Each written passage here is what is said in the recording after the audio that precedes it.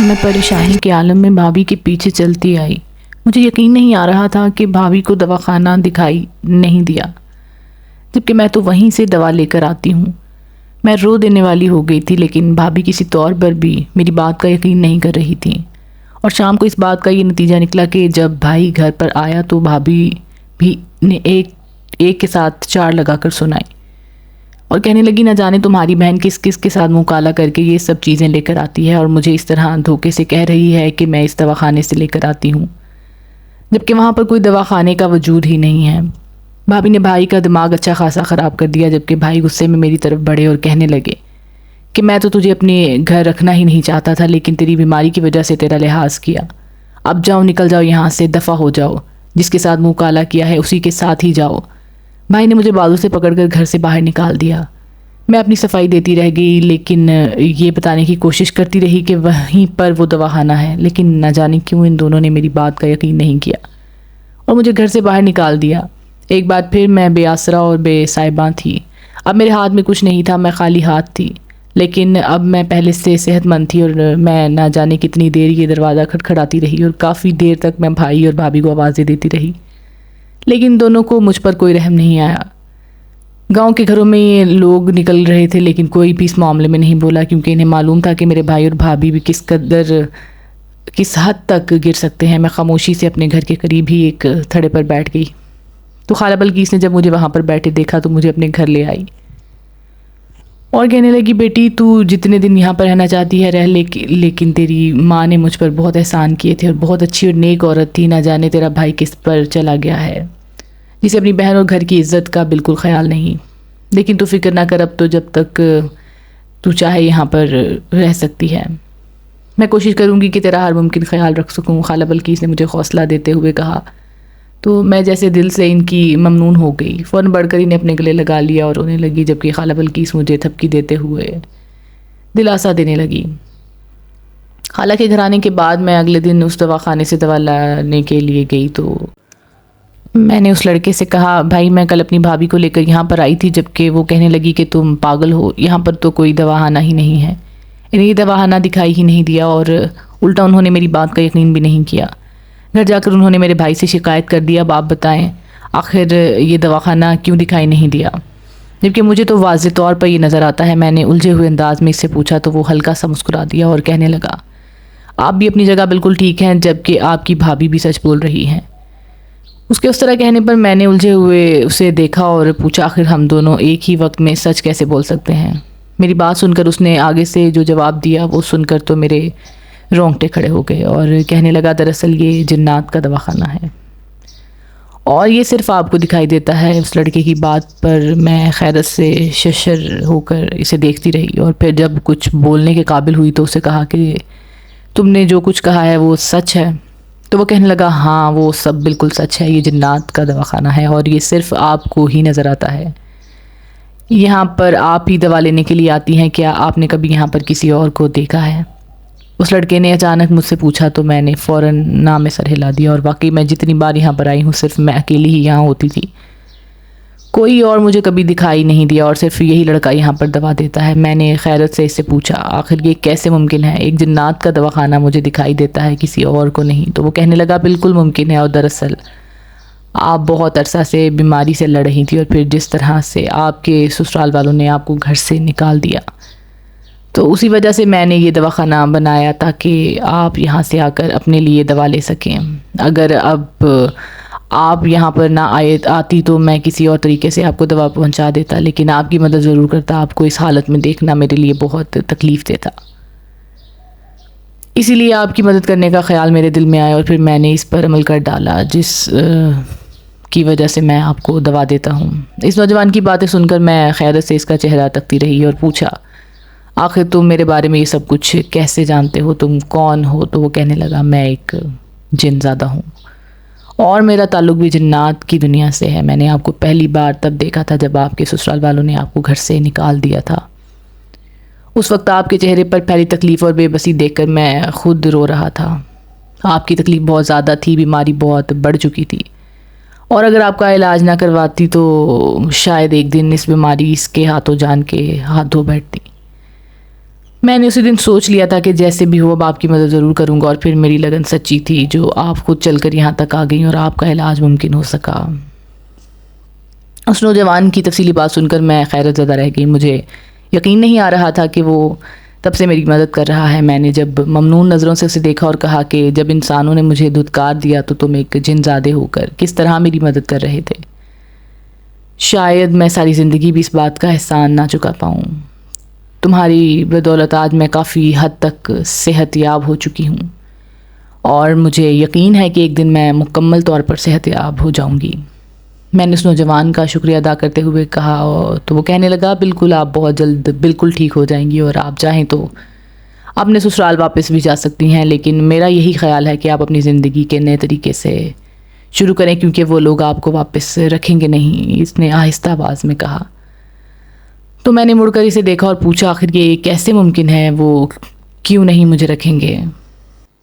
تم نے یہ کیوں کہا ہے؟ جبکہ اب وہ کچھ نہیں بولا اور خاموش رہا۔ میں چند لمحے اس کے انتظار میں کھڑی رہی کہ شاید وہ مجھے جواب دے، لیکن اس نے کوئی جواب نہیں دیا۔ تو میں تھکے تھکے قدموں سے باہر آ گئی۔ میری چھٹی حس کہہ رہی تھی کہ ضرور کوئی نہ کوئی ایسی بات ہے جو اس لڑکے نے ایسے کہا ہے، تاہم ابھی مجھے انتظار کرنا تھا۔ جب تک میں مکمل ٹھیک نہیں ہو جاتی تب تک میں وہاں نہیں جا سکتی تھی، اس لیے انتظار کے علاوہ میرے پاس اور کوئی چارہ نہیں تھا۔ اس دواخانے کی دوا کھاتے ہوئے مجھے 3 ماہ ہو چکے تھے، اور اس لڑکے کے مطابق مجھے ابھی بھی 1-2 ماہ اور دوائی کھانی چاہیے تھی۔ میں جانتی تھی کہ میری بیماری جس نوعیت کی ہے اسے سنبھلنے میں وقت لگے گا، اور اس دوا کے کھانے سے تو میں پہلے سے زیادہ بہتر ہو گئی تھی۔ خالہ بلقیس کے گھر رہتے ہوئے اب مجھے 1 مہینہ ہونے لگا تھا۔ بھائی اور بھابھی ایک بار بھی میرے پیچھے نہیں آئے تھے۔ میں جتنا افسوس کرتی اتنا کم تھا۔ ان لوگوں کا تو جیسے خون ہی سفید ہو چکا تھا۔ انہوں نے مجھے ایک بار بھی گھر واپس نہیں بلایا تھا، بلکہ میرے سامنے آنے پر وہ لوگ منہ ہی موڑ لیتے تھے۔ خالہ بلقیس کے آگے رو دیتی تو وہ مجھے تسلی اور دلاسے دیتی رہتی۔ ان کا یہی کہنا تھا کہ تم حوصلہ رکھو، جب تم صحت یاب ہو جاؤ گی تو سسرال چلی جاؤ گی تو یہ لوگ خود ہی ٹھیک ہو جائیں گے۔ لیکن مجھے ان سے یہ امید نہیں تھی، اس لیے خالہ کی باتوں پر میں خاموش رہتی اور سوچتی نہ جانے زندگی میں ابھی اور کتنے دکھ باقی ہیں۔ شوہر نے پلٹ کر خبر نہیں لی، ساس نے ایک بار بھی میرا نہیں سوچا، بھائی بیگانہ نکلا اور بھابھی ظالم تھی۔ نہ جانے زندگی کے اور کتنے رنگ ابھی دیکھنے باقی تھے۔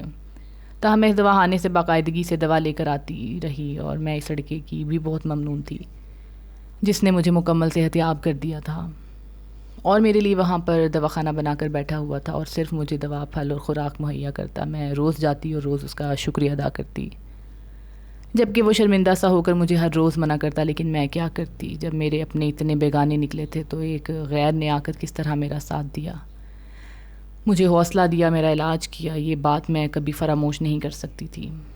تاہم اسی لڑکے کی یہ بات میرے دماغ میں گردش کرتی رہی کہ آپ سسرال والے اب آپ کو واپس نہیں رکھیں گے، جبکہ میں وہاں پر واپس آ کر اپنی نئی زندگی شروع کرنا چاہتی تھی۔ مجھے اپنے شوہر سے محبت تھی، حالانکہ ہماری مکمل ارینج میرج تھی، لیکن وہ شادی محبت میں کب تبدیل ہوئی مجھے اس بات کا اندازہ ہی نہیں ہوا۔ اماں چونکہ تب بہت بیمار تھی تو انہیں امجد کا رشتہ سب سے بہترین لگا تھا۔ امجد نے مجھے بغیر کسی جہیز کے قبول کر لیا تھا، اس لیے ان کی یہ بات میرے دل میں اس کی قدر کو بڑھا چکی تھی۔ شادی کے بعد امجد کا پیار اور محبت میرے لیے بہت زیادہ معنی رکھتی تھی، اور میں نے خود انہیں دل و جان سے چاہا، لیکن میری اس بیماری نے میری چاہت بھری زندگی کا بیڑا غرق کر کے رکھ دیا تھا۔ میں امجد کے ہاتھوں ذلیل ہو کر گھر سے نکال دی گئی تھی، اور اب کسی غیر کے گھر پر رہ رہی ہوں، اور پھر آخرکار آج 6 مہینوں کے بعد میں مکمل صحت مند تھی۔ اس دواخانے سے دوائی کھانے کے بعد اب میں مکمل صحت مند تھی۔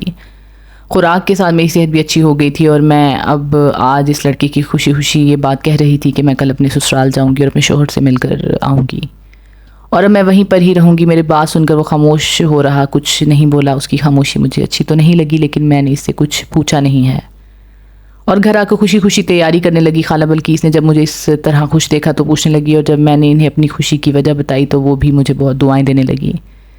میں خالہ بلقیس کی دل سے شکر گزار تھی، انہوں نے اپنے مشکل وقت میں اور میرے ساتھ کھڑی رہی، میرا اتنا خیال رکھا۔ اگلے دن میں امجد کے گھر چلی آئی۔ میرا خیال تھا کہ اتنے عرصے کے بعد مجھے سامنے دیکھ کر وہ بہت حیرت زدہ ہوگا، خوش ہوگا، لیکن یہ اندازہ ہی غلط تھا۔ مجھے سامنے دیکھ کر اس کا موڈ ہی خراب ہو گیا اور مجھے اندر ہی آنے نہیں دیا۔ اس نے جب مجھے سامنے دیکھا تو کہنے لگا، تم یہاں پر کیا کرنے آئی ہو، جبکہ تمہیں اچھی طرح معلوم ہے کہ میں نے تمہیں اپنے گھر سے نکال دیا ہے۔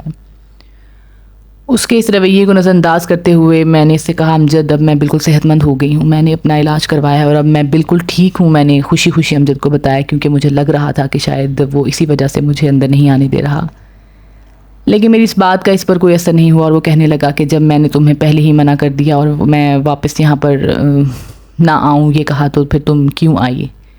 امجد نے قدرے درشتی سے مجھے دیکھا، میں نے خیر سے اس کا چہرہ دیکھا اور کیا مطلب کیوں آئی؟ میں اپنے گھر واپس آئی ہوں، کیا مجھے آنا نہیں تھا؟ میری بات سن کر اس نے اپنا سر نہ میں ہلا دیا اور کہنے لگا نہیں، بالکل نہیں آنا تھا، کیونکہ میں اب دوسری شادی کر چکا ہوں اور اپنی زندگی میں بہت خوش ہوں اور مطمئن ہوں، میری بیوی ماں بننے والی ہے اور میں اب کسی قیمت بھی تمہیں اس گھر میں برداشت نہیں کر سکتا، لہٰذا تم واپس چلی جاؤ، بہت جلد تمہیں طلاق کے کاغذات مل جائیں گے۔ امجد نے یہ کہہ کر میرے منہ پر دروازہ زور سے بند کر دیا اور میں خیرت سے ششر رہ گئی۔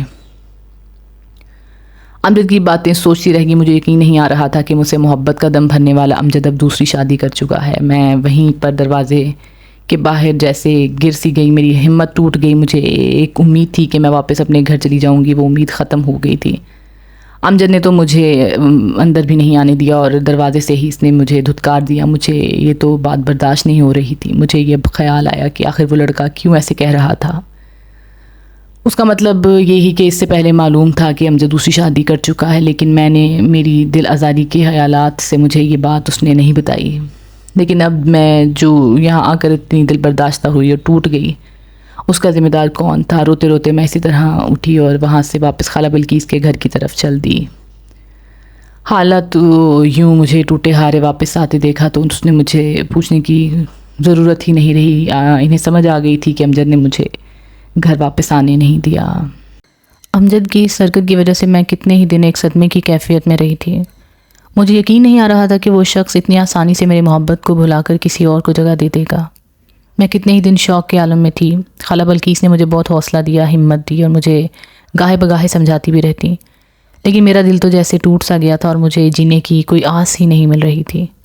تاہم کچھ عرصے کے بعد میں کافی سنبھل گئی تھی اور پھر ایک دن خیال آیا اس دواخانے جاتی ہوں، اس لڑکے سے معلوم تو کروں کہ آخر اسے امجد کی شادی کے بارے میں کیسے پتہ چلا۔ یہی سوچ کر میں دواخانے چلی گئی اور وہ تو جیسے میرا ہی منتظر تھا۔ مجھے دیکھ کر کھلسا اٹھا اور کہنے لگا کہ میں کافی دنوں سے آپ کا انتظار کر رہا تھا، مجھے امید تھی کہ آپ ضرور آئیں گی۔ اس نے کہا تو میں نے حیرت سے اس کی طرف دیکھا تو وہ کہنے لگا میں جانتا ہوں کہ امجد کی شادی کی وجہ سے آپ کو بہت زیادہ دکھ ہوا، آپ کی ہمت ٹوٹ سی گئی ہے، لیکن آپ بھی اب ایک شخص کی وجہ سے اپنی زندگی خراب مت کریں۔ اگر اس نے اپنا راستہ بدل لیا ہے تو آپ بھی اپنا راستہ بدل لیں اور اپنے لیے نئے راستے تلاش کریں۔ اس لڑکے نے مجھے جیسے ہمت دلاتے ہوئے کہا، جبکہ میں بے بسی سے اسے دیکھتی رہی اور پھر یہی کہا میرے لیے یہ ممکن نہیں ہے، میں بالکل فالتو ہوں، کسی کام کی نہیں ہوں، میرا بھائی مجھے رکھنے کو تیار ہی نہیں، شوہر گھر سے نکال دیا ہے، میری صحت بھی میرے کسی کام کی نہیں ہے، میں کیا کروں گی؟ میں بے بسی سے وہیں پر بیٹھ کر پھوٹ پھوٹ کر رونے لگ گئی، جبکہ وہ پہلے تو کھڑا مجھے دیکھتا رہا اور پھر میرے قریب چلا آیا۔ میں ایک دم ڈر سی گئی، مجھے بہت ڈر لگا، میں پیچھے ہٹ گئی۔ وہ کہنے لگا ڈرو مت، میں تمہیں ڈرانے نہیں حوصلہ دینے کے لیے آیا ہوں، تم فکر مت کرو، تمہارے لیے میں ضرور کچھ نہ کچھ کروں گا، تمہیں اسی طرح یوں بے یار و مددگار نہیں چھوڑ سکتا۔ اس نے مجھے ہمت دلاتے ہوئے کہا۔ میں ایک دم سر اٹھا کر اسے دیکھنے لگی، بھیگی آنکھوں کے پار اس کا چہرہ وہاں سے دکھائی دے رہا تھا۔ میں نے حیرانی سے اس سے سوال کیا اور کہا آخر تم کیوں میرے ساتھ کھڑے ہو جبکہ میرے اپنوں نے مجھے دھتکار دیا ہے؟ وہ مجھے اپنانے کو تیار نہیں لیکن تم میرا ساتھ دے رہے ہو، آخر کیوں؟ میں نے الجھے انداز میں اسے سوال کیا تو چند لمحے خاموشی کے بعد وہ کہنے لگا دراصل اس کا بہت سادہ سا جواب ہے، میں تمہاری محبت میں مبتلا ہو چکا ہوں، تمہاری خاطر سب کچھ کرنے کو تیار ہوں اور اس کی ہمت رکھتا ہوں، اسی لیے تمہیں کہہ رہا ہوں کہ تم فکر مت کرو، جب تک میں یہاں ہوں ہر ممکن خیال کروں گا، تمہارا ہر طرح سے ساتھ دوں گا۔ اس کی بات نے میرے سارے وجود میں کرنٹ سا دوڑا دیا اور میں جیسے اس سے نظریں چراتی ہوئی وہاں سے اٹھ کر واپس خالہ بلقیس کے پاس چلی آئی۔ مجھے یقین نہیں آ رہا تھا کہ وہ جن زیادہ میری محبت میں مبتلا ہے اور اسی محبت کی وجہ سے وہ یہ سب کچھ کرنے پہ مجبور ہے۔ میں خاموشی سے اس کے بارے میں سوچتی رہی، تاہم میرے دل میں اس کے لیے شکر گزاری تھی، اس کے لیے احسان مندی تھی، لیکن محبت کہیں نہیں تھی۔ محبت تو مجھے اپنے شوہر سے ہی تھی، لیکن پھر بھی میرا شوہر میرا نہیں بنا۔ امجد کی یاد آتے ہی پھر سے میری آنکھیں بھیگ گئیں۔ مجھے امجد کا اس طرح میرے ساتھ بے وفائی کرنا بھول ہی نہیں رہا تھا۔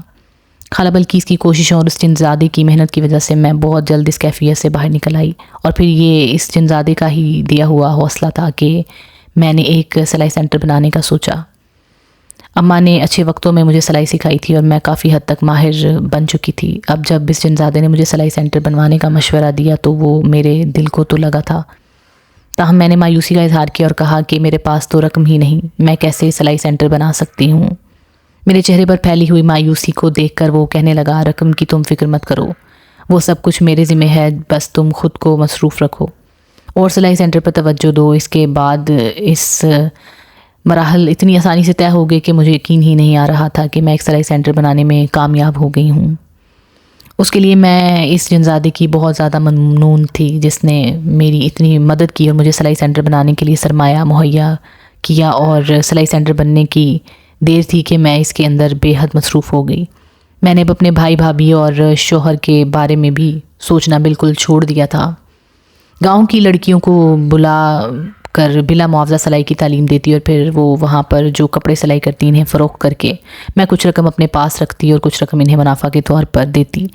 یوں میرا یہ کام اچھا خاصا چل نکلا تھا۔ ایک دن اسی طرح میں وہاں پر مصروف تھی تو بھابھی چلی آئیں۔ انہیں دیکھ کر میں بہت حیران ہوئی، تاہم میں نے خود کو نارمل ظاہر کرتے ہوئے ان سے آنے کی وجہ پوچھی تو وہ شرمندگی سے کہنے لگیں، عائشہ تمہارے بھائی کا کام بالکل ختم ہو کر رہ گیا ہے، اب وہ جہاں کہیں بھی نوکری کرتے ہیں وہاں پر اب نوکری نہیں ملتی، اور اگر کہیں یہ ملتی بھی ہے تو اتنی کم تنخواہ پر ہوتی ہے کہ میں تمہیں کیا بتاؤں۔ اگر تم اپنے بھائی کی کچھ مدد کر سکو تو میں تمہاری بہت ممنون ہوں گی۔ بھابھی کے آنے کا مقصد جان کر میں بے حد حیران ہوئی اور سوچنے لگی کہ یہ وہ عورت تھی جو مجھے ایک منٹ بھی اس گھر میں برداشت نہیں کر رہی تھی، اور اب جب کہ میں اپنے کاروبار کی مالک بن گئی ہوں تو یہ اس طرح سے مجھے مدد مانگنے چلے آئی ہے۔ تاہم میں نے بھابھی کو کچھ رقم دے دی اور کہا کہ ابھی تو میں آپ کو یہ رقم دے رہی ہوں، لیکن آپ کل سے میرے پاس سلائی کے لیے آ جائیں، مجھ سے جتنا ہو سکا میں آپ کے ساتھ تعاون کروں گی۔ میں نے بھابھی کو کہہ دیا تو لیکن میرا دل اس بات کے لیے مان نہیں رہا تھا، کیونکہ میں اب دوبارہ ان لوگوں کا سامنا نہیں کرنا چاہتی تھی۔ میں اپنی زندگی میں آگے بڑھ گئی تھی اور اب اسی طرح سے گزارا کرنا چاہتی تھی۔ تاہم بھابھی نے سلائی سینٹر آنا شروع کر دیا تھا اور میں اب انہیں کچھ رقم بطور ان کی محنت دے کے، اور سلائی سینٹر کو بنے ہوئے 1 سال ہو گیا تھا۔ ایک دن جب میں اپنے کام میں مصروف تھی تو میری حیرت کی انتہا نہ رہی جب امجد وہاں پر چلے آئے۔ انہیں وہاں دیکھ کر میں بہت حیران ہوئی، مجھے یقین نہیں آ رہا تھا کہ وہ اس طرح یہاں پر کیسے آ سکتے ہیں۔ تاہم میں نے کافی خشک لہجے میں ان سے ان کی آمد کا پوچھا تو وہ بڑے شرمندہ سے انداز میں کہنے لگے، عائشہ میں صرف تم سے معافی مانگنے کے لیے آیا ہوں۔ میں نے تمہارے ساتھ جو سلوک کیا وہ معافی کے قابل تو نہیں ہے، لیکن تمہارا دل بہت بڑا ہے، تم چاہو تو مجھے معاف کر سکتی ہو، تمہاری بہت مہربانی ہوگی، امجد نے مجھ سے شرمندہ سے لہجے میں کہا۔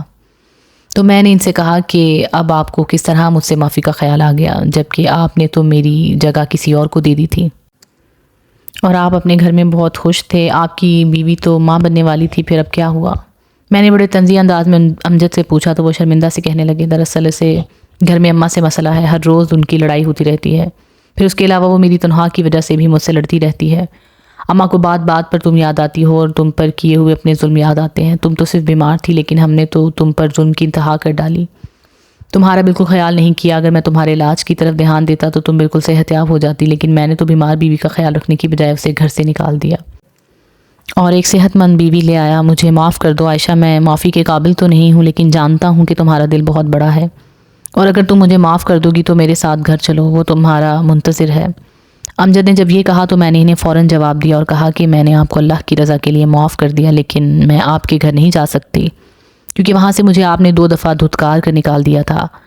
آپ کو آپ کا گھر مبارک ہو، آئندہ کبھی آپ میرے پاس اس وجہ سے مت آئیے گا۔